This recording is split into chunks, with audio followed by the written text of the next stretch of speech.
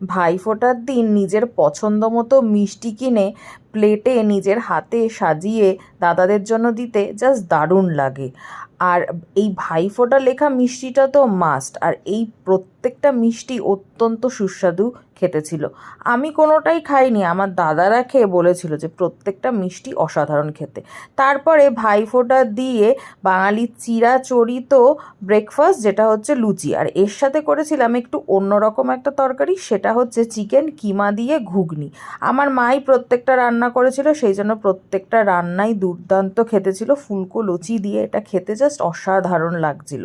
দুপুরবেলার মেনুতে ছিল হচ্ছে ভাত, স্যালাড, গলদা চিংড়ির মালাইকারি আর কচি পাঁঠার ঝোল। দুপুরবেলা আমি শুধু চিংড়ি মাছ দিয়েই ভাত খেয়েছিলাম, আর কিছু দিয়ে খাইনি। সন্ধেবেলা তোপসে মাছের ফ্রাই করেছিলাম। এই তোপসে মাছটা আর এই গলদা চিংড়ি মাছটা আমি ত্রয়জিতের সাথে বাজারে গিয়ে ওর সাথে দেখে পছন্দ করে কিনেছিলাম। রাত্রিবেলা আমাদের বাঙালির প্রিয় সবথেকে কাজু কিশমিশ দিয়ে বাসন্তী পোলাও করে দিয়েছিলাম, আর তার সাথে প্লেটটা এরকম গলদা চিংড়ির মালাইকারি আর মাটন আর স্যালাড আর মিষ্টি দই দিয়ে সাজিয়েছিলাম। এই ছিল আমার ভাইফোঁটার খাওয়া দাওয়া।